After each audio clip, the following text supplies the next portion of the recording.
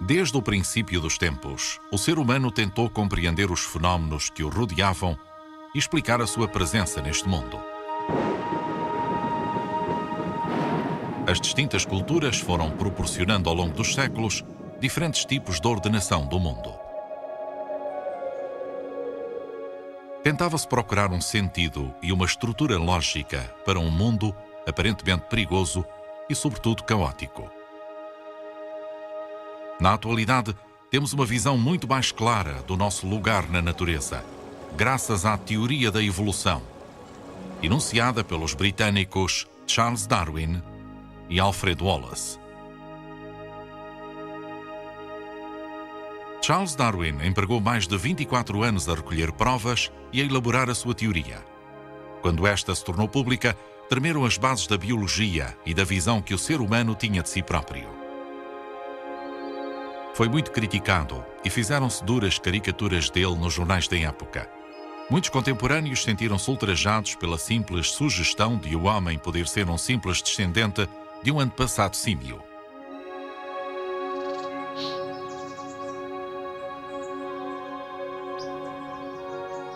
A concepção básica de Darwin sobre a evolução das espécies permaneceu firme até hoje.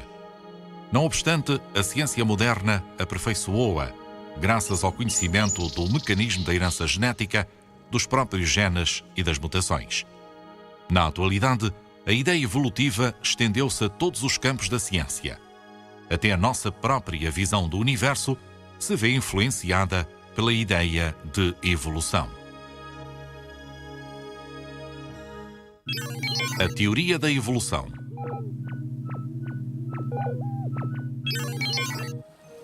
A teoria da evolução afirma basicamente que todos os seres evoluíram de umas formas de vida para outras.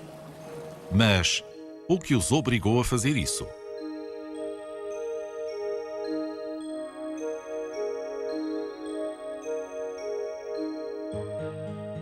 Em 1809, o naturalista francês Lamarck foi o primeiro a tentar uma explicação. Este cientista explicou a sua teoria com o exemplo da evolução do pescoço das girafas. Lamarck postulava que as girafas, que comiam folhas das árvores, teriam alargado o seu pescoço pelo esforço, da mesma maneira que os atletas desenvolvem os seus músculos.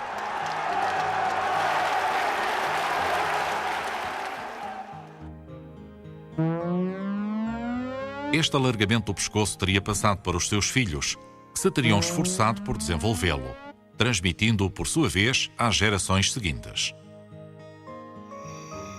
Hoje em dia sabe-se que não há relação entre o desenvolvimento de um órgão e o facto de esta modificação poder ser transmitida para a descendência. Mas o seu grande acerto foi o de relacionar pela primeira vez a evolução com o meio circundante. O naturalista inglês Charles Darwin daria a base para a teoria da evolução em 1859.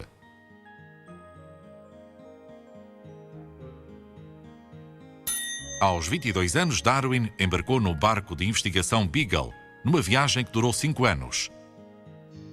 Numa das suas paragens, o Beagle visitou as Ilhas Galápagos, no Equador. Aí descobriu uma fauna muito diferente da do resto dos sítios que visitara. Contou 7 espécies diferentes de tartarugas, cada uma numa ilha diferente.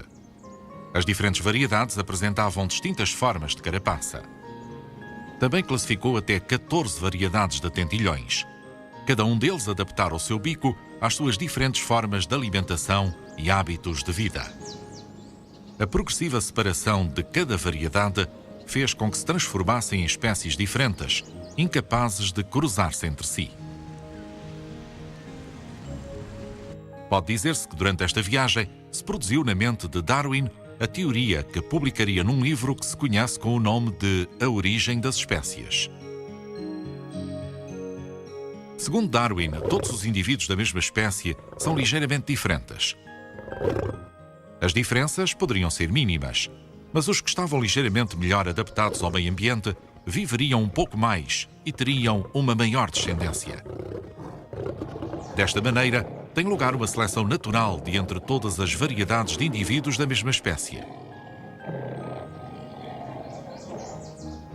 Os recursos disponíveis são escassos e o número de indivíduos muito grande.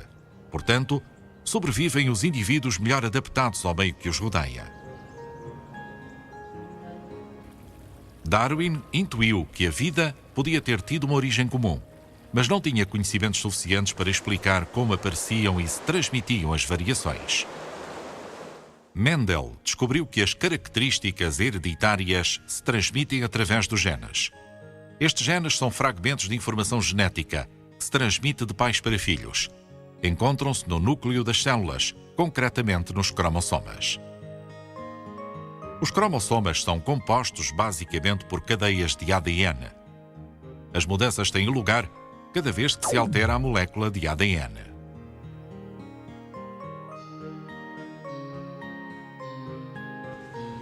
As mutações negativas diminuem as possibilidades de sobrevivência do organismo. Por isso, normalmente, só se mantiveram as mutações positivas, que melhoram a adaptação do indivíduo ao meio circundante. Provas da teoria da evolução.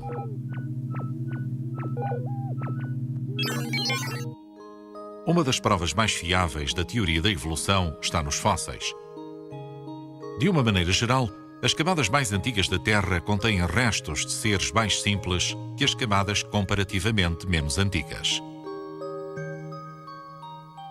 Desta maneira, após longos estudos e comparações, pôde catalogar-se, por exemplo, a evolução que sofreu o cavalo ao longo de milhões de anos, até adotar a sua forma atual.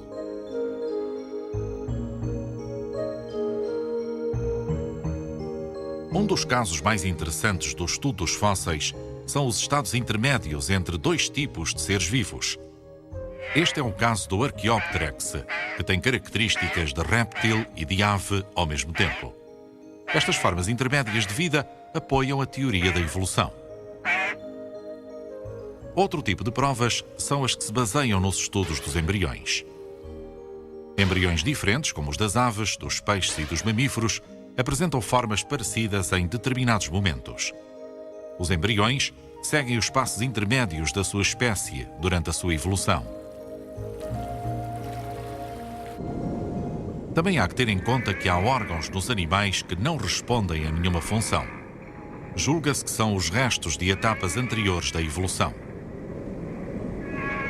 As baleias mostram a sua origem terrestre, porque ainda conservam os restos ósseos de cintura pélvica, de fémur e de tíbia, de um tamanho muito reduzido. Também se pode observar a semelhança de determinados órgãos em distintos grupos animais. Por exemplo, os membros superiores do homem, da lagartixa, da baleia, da ave ou do cavalo têm funções que, em alguns casos, são muito diferentes. Pelo contrário, a sua estrutura óssea é semelhante. Isto significa que existe um grau de parentesco entre todos estes organismos. Pensa-se que a vida começou no nosso planeta há mais de 3.500 milhões de anos.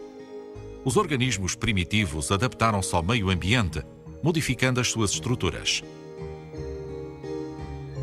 Inicialmente, seres como as algas verdes desenvolveram-se nas águas costeiras. Estas plantas primitivas produziam oxigênio, o qual, por sua vez, foi lentamente modificando a constituição da atmosfera.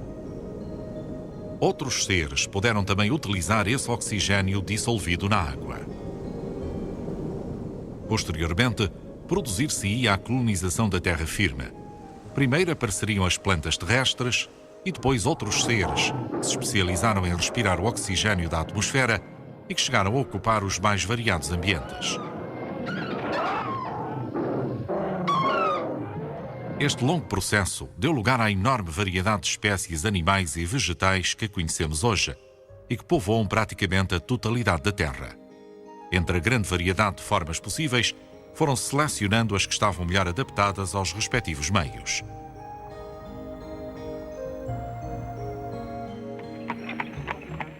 No princípio deste século, provou-se que o processo continuava.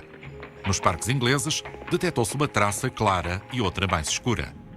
A cor da clara atraía nas zonas industriais, porque era mais visível aos predadores.